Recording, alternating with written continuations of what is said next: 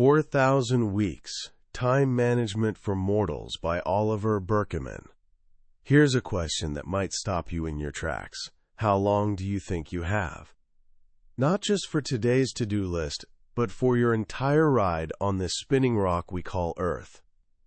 If you're fortunate enough to make it to around 80 years old, you'll have lived roughly 4,000 weeks. 4,000 weeks. That's it. When you hear it put that way, it hits differently, doesn't it? It's simultaneously massive and heartbreakingly tiny. Modern humans have been wandering around for at least 200,000 years. Everything we call civilization, from the ancient Sumerians building the first cities, to you reading this right now, has unfolded over about 310,000 weeks. And your share of that vast timeline? 4,000 weeks. It's almost laughably, painfully brief. Yet somehow, we've built an entire industry around managing this sliver of existence. We're drowning in apps, books, and clever little life hacks, promising we can have it all. They whisper seductively that we can optimize our mornings, demolish our inboxes, and extract maximum productivity from every waking moment. But what if this entire approach is actually sabotaging us? What if our desperate attempts to control every minute are precisely what's making us feel so frazzled, perpetually behind, and strangely empty? Today we're diving into a book that flips conventional time management on its head. It's called 4,000 Weeks, Time Management for Mortals, by Oliver Burkeman. Burkeman makes the perfect guide because he's a reformed true believer.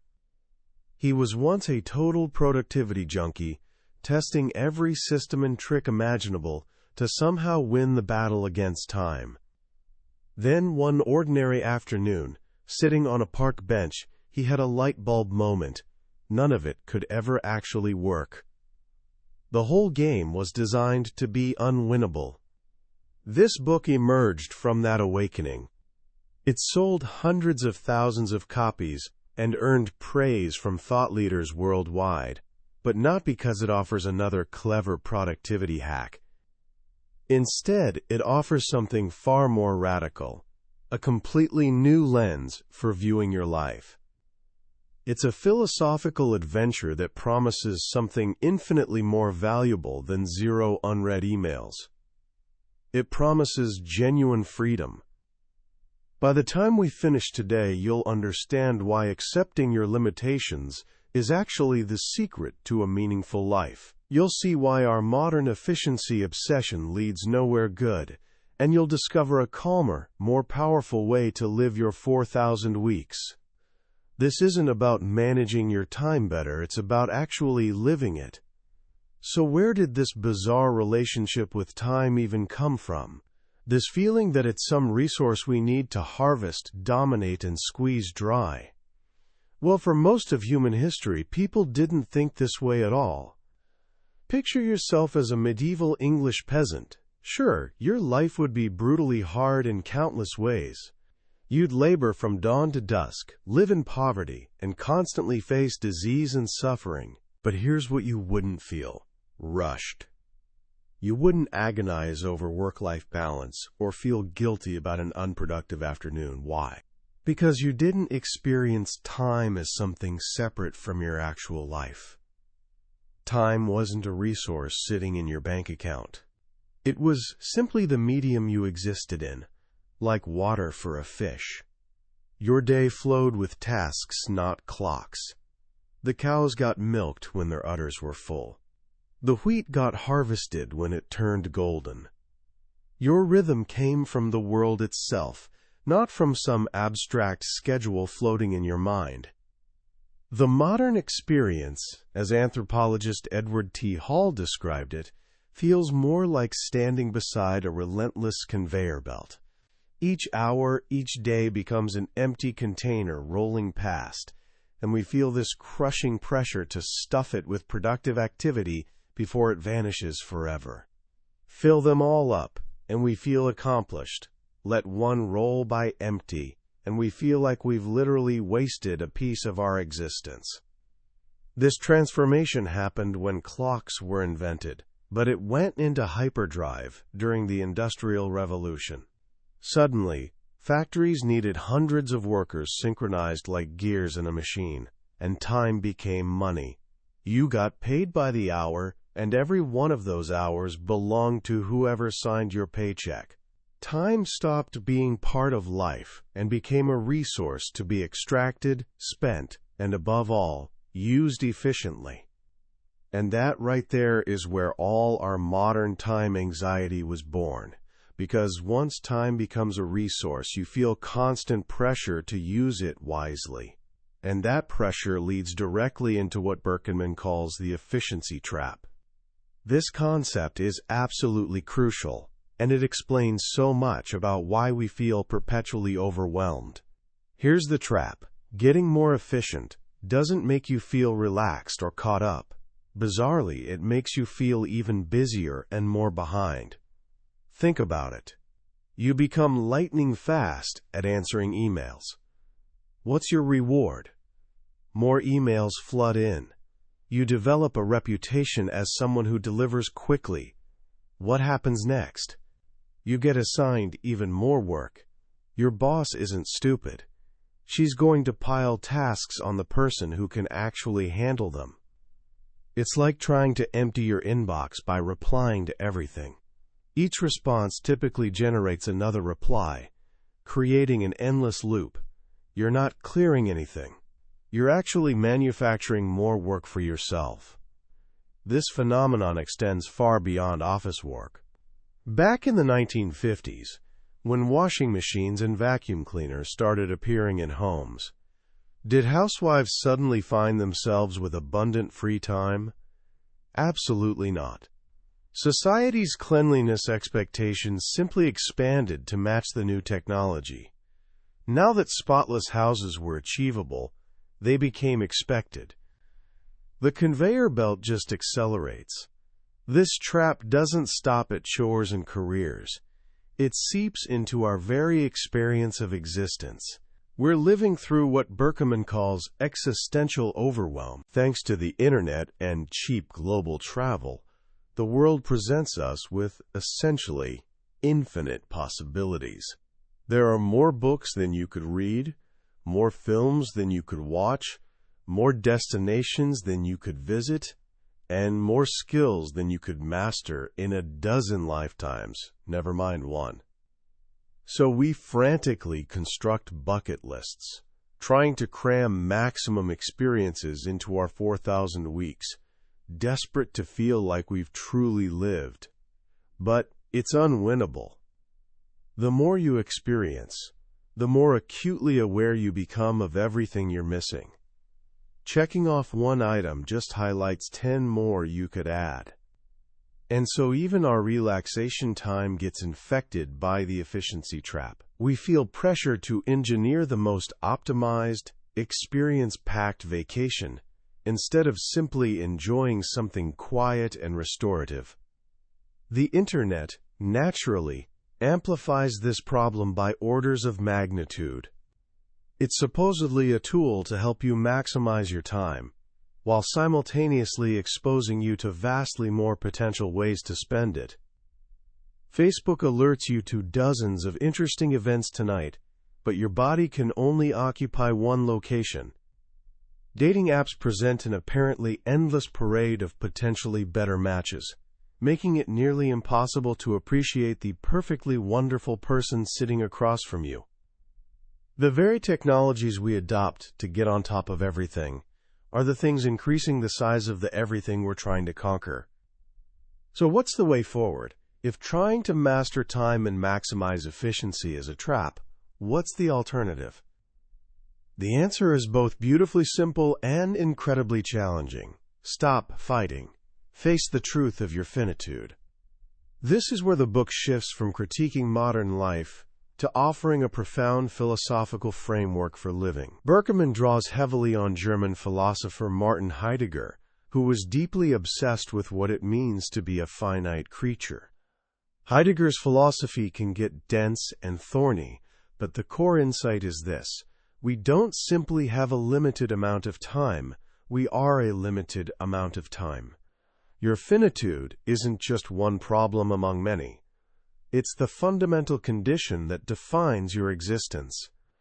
From birth, you're thrown into time's current, flowing toward an ending you know is coming but can't predict.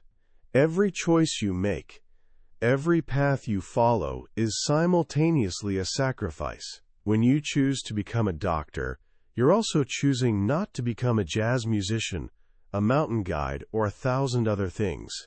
The Latin root of decide literally means to cut off.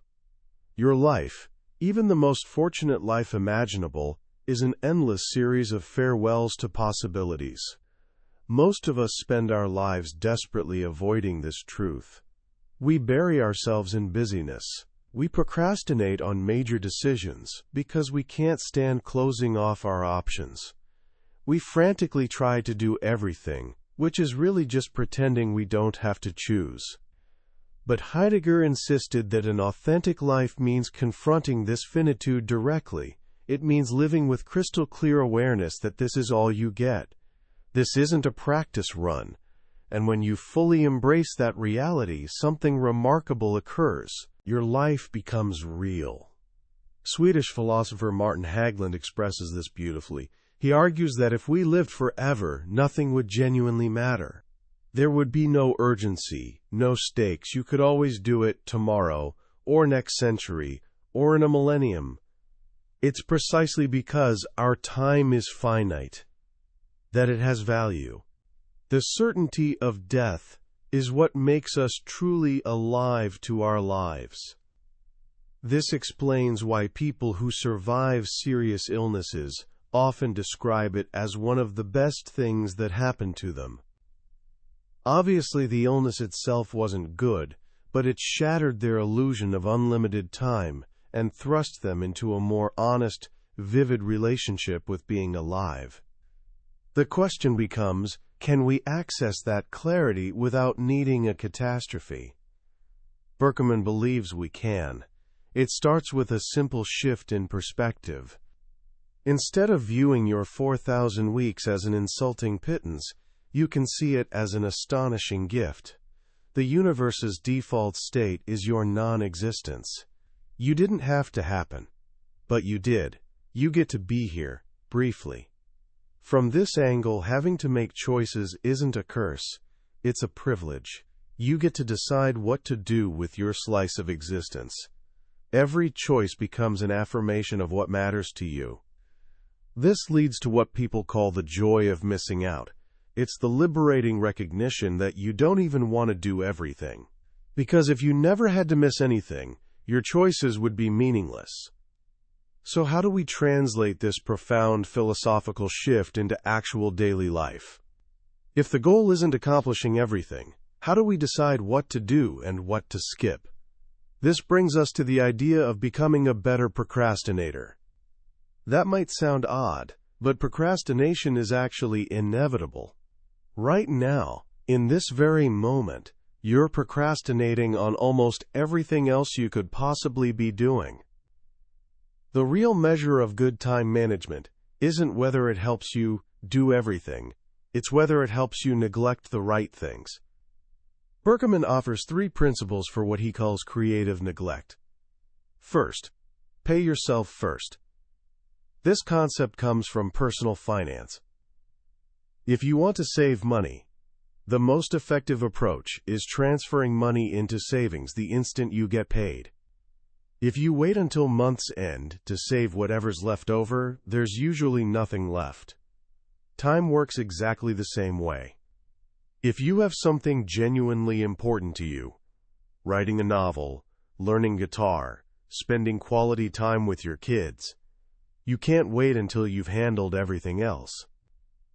You must carve out a small, protected slice of time for it, right now, today, and tomorrow. Even just 1 hour. Everything else will expand to consume whatever time remains, but you'll have paid yourself first. Second, limit your work in progress. It's tempting to juggle dozens of projects simultaneously. It creates the illusion of exciting momentum on multiple fronts. But in reality, it just means you bounce between projects whenever things get difficult, and nothing important ever gets finished. The alternative is setting a firm limit, maybe 3 active projects, maximum. You can't start something new until you complete something old. This forces you to confront your finitude. It makes you choose. And paradoxically, this limitation brings calm and focus, and you actually accomplish far more. Third, resist middling priorities. There's a story about Warren Buffett, possibly apocryphal but instructive. He supposedly told his pilot to write down his top 25 life goals, then circle only the top 5. Those 5, Buffett said, deserve your focus. But what about the other 20? Those aren't your secondary priorities. They're things you must actively avoid at all costs. Why? Because they're appealing enough to distract you from what truly matters, but not important enough to deserve your limited existence.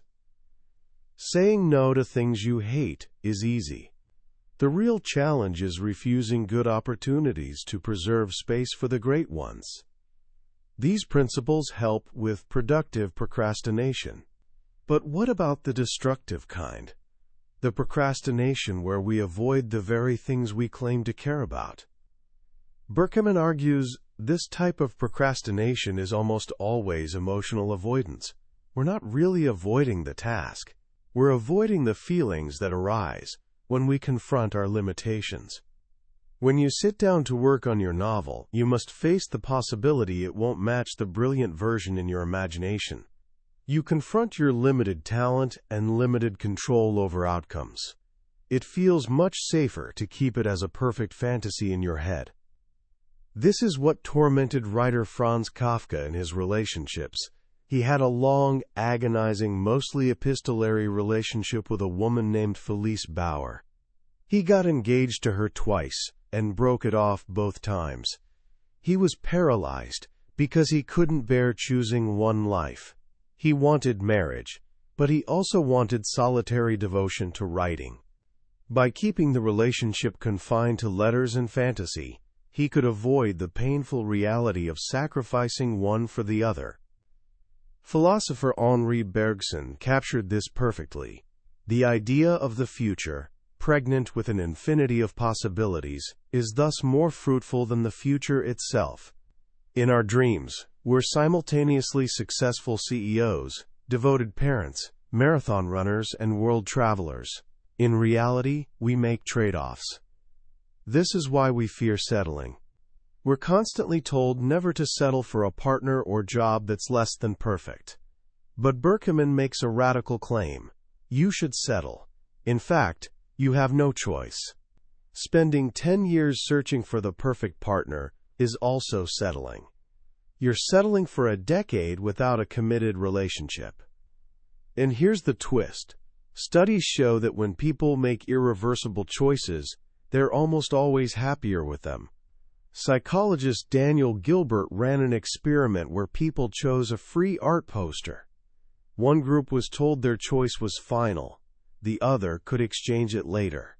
Who liked their poster more? The group whose choice was permanent.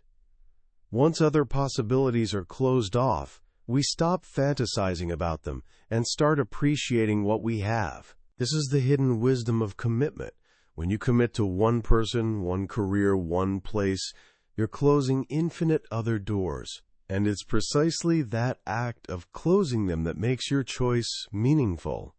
Of course, making wise choices assumes we control our attention. But what about distraction? This is a massive part of our modern struggle. A few years ago, 2 BuzzFeed reporters spent 44 minutes wrapping rubber bands around a watermelon until it exploded. 3 million people watched this live. One commenter wrote, "I want to stop watching so bad, but I'm already committed." Another asked, "What am I doing with my life?" This captures the central dilemma of distraction. What you pay attention to literally is your life. Looking back from your deathbed, the sum of everything you paid attention to is what your life will have been. When you give attention to something you don't value, you're literally paying with pieces of your existence. The modern attention economy is a sophisticated machine engineered to extract exactly this payment. Companies like Facebook and Google don't sell products to you. They sell your attention to advertisers. And the most effective way to capture attention is making you angry, outraged, or anxious. But the real problem with distraction isn't just wasted scrolling time. It's that we're driven to distraction by an inner urge to escape discomfort. Truly important tasks, difficult conversations, challenging projects, or even just being present with our children, force us to confront our lack of control. They're often boring, frustrating, or lacking instant gratification. So we flee, we escape to our phones, where we feel a sense of limitless possibility and control. Distraction isn't the cause of our problem, it's the symptom. The cause is our refusal to feel the discomfort of our own finitude. So how do we combat this? Not by trying to become completely indistractable, which is just another fantasy of total control, but by cultivating a different kind of power, the power of patience. Patience has terrible branding. It sounds passive and weak. But in a world obsessed with speed, Burkeman argues, patience is a superpower. He shares the story of Jennifer Roberts, a Harvard art history professor. Her first assignment is always identical: visit a museum, choose a single painting, and look at it for 3 straight hours. Students typically react with horror. 3 hours. But Roberts knows exactly what she's doing. She knows the first hour or so will be excruciating. You'll be bored, fidgety, irritated. You'll desperately want to check your phone, stand up, do anything else. But if you can endure that discomfort, something shifts. You finally surrender trying to control the experience, and the experience reveals itself to you. Roberts did it herself and discovered it took 45 minutes just to notice that wrinkles in a background curtain perfectly mirrored the subject's ear and eye. Patience isn't passive waiting. It's an active, muscular choice to let things unfold at their natural pace. It's surrendering the fantasy that you can force reality to move at your preferred speed. This applies to everything: fixing a lawnmower, raising a child, building a career. This leads to the concept of radical incrementalism. Research on productive academics found they didn't work in long, stressful marathons. They worked in short, consistent daily sessions and always took weekends off.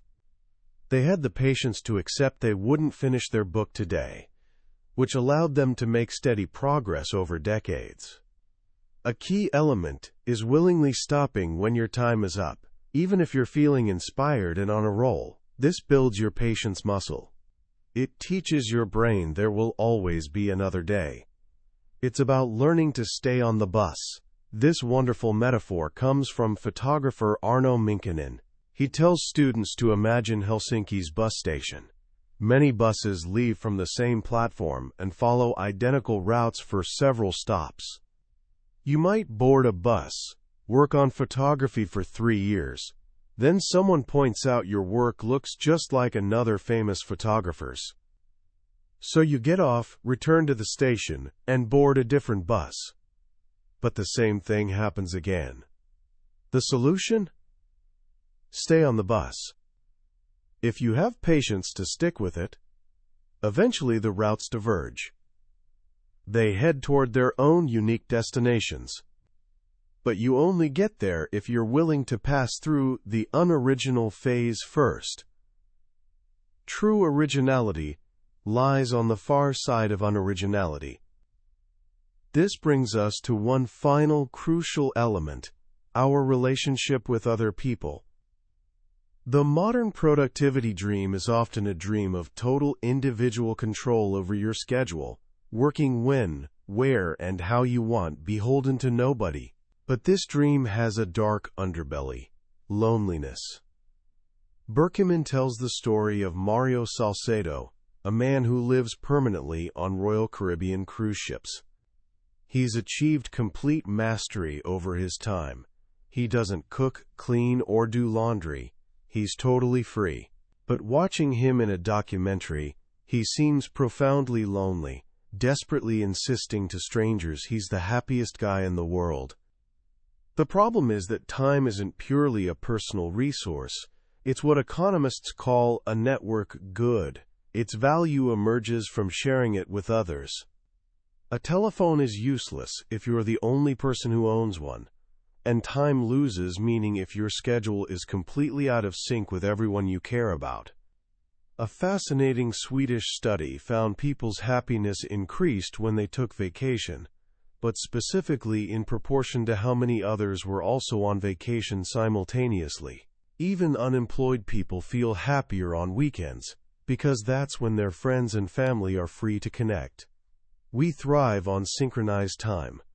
It's what creates community, relationships, and collective action. This is the power of a weekly Sabbath, a family dinner, or even the simple act of marching in step, which historian William McNeill described as creating a strange sense of personal enlargement. So there's deep freedom in surrendering some individual control over time and falling into rhythm with your community.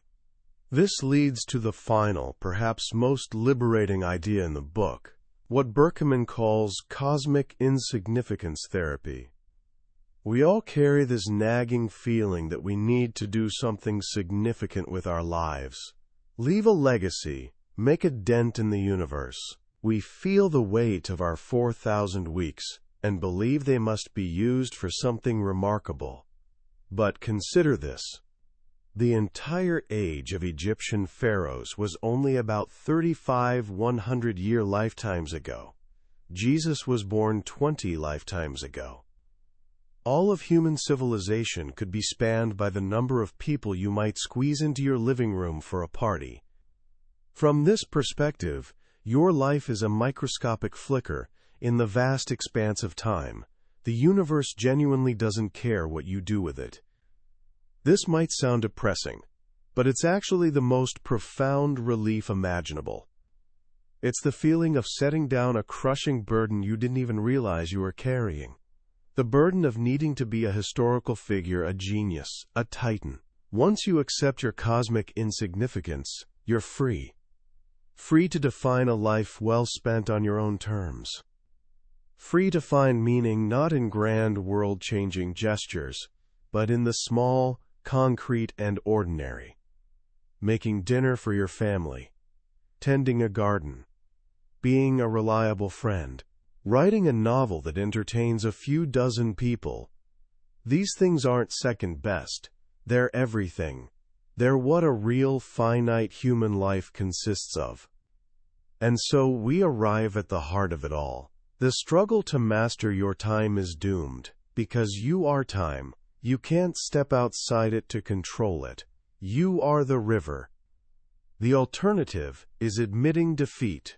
Releasing the fantasy that someday, once you've finally gotten everything under control, your real life will begin. Because this is it. This messy, unpredictable, limited, and beautiful life is the only one you get. So the final question isn't how to master your time. It's how to be present for it. Carl Jung was once asked for the secret to living. He replied, "Quietly do the next and most necessary thing." That's it. That's all any of us can ever do. Not the 5 most important things, or the most productive thing, but the next and most necessary thing. In this moment. And if you can do that with conviction, without needing some future salvation, you'll have used your 4,000 weeks perfectly. As we reach the end of our journey through 4,000 weeks, I'm left with a feeling that's less about new strategies and more about deep relief. In a world constantly screaming at us to accelerate, accomplish more, and optimize everything, Oliver Burkeman's book feels like a radical act of sanity. It's permission to be human, For years, we've been sold a fantasy. The promise of productivity was that if we just discovered the right system, we could finally get on top of everything and feel calm and in control. But as Burkeman brilliantly demonstrates, that promise was always a lie. It was a carrot dangling just out of reach, engineered to keep us running on a treadmill of our own construction. The most powerful lesson for me, and what I think is most crucial for our time, is the paradox of limitation. By embracing our limits, our finite time, our lack of control, our cosmic insignificance, we don't become weaker. We become stronger, freer, and more present. It's completely counterintuitive to everything our culture preaches, yet when you sit with it, you realize it's profoundly true. When you accept you can't answer every email, you're free to focus on the few that genuinely matter. When you accept you can't be a perfect parent, you're free to be a good enough one, which is all your children ever needed anyway. When you accept your life won't alter history's course, you're free to change the course of someone's day, and that's where real meaning lives. So how can we start living this way, right now? It doesn't require a dramatic life overhaul. It can begin with a few simple, conscious shifts. First, try what I call the 4,000 weeks audit. Just for one day, pay close attention to your relationship with time. Notice when you feel the urge to rush. Notice when you grab your phone to escape a moment of boredom or discomfort.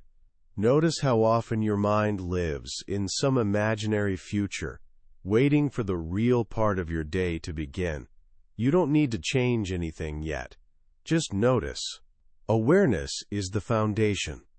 Second, pick one thing to consciously fail at. This is a beautiful, practical application of Burkeman's ideas. This week, decide in advance on one area where you'll strategically underachieve. Maybe laundry piles up. Maybe your lawn won't be perfectly manicured. Maybe you'll decline a good opportunity. By consciously choosing what to neglect, you remove failure's shame and reclaim energy for what you've decided truly counts. And third, practice patience for just 10 minutes. Find one activity that cannot be rushed, listening to a full album without multitasking, having a conversation where your only goal is understanding, not formulating your reply, or just sitting and watching the world go by. Feel the discomfort. Feel the urge to be productive. And just gently, for 10 minutes, resist it. See what emerges on the other side. This book is a quiet revolution. It's an invitation to step off the conveyor belt.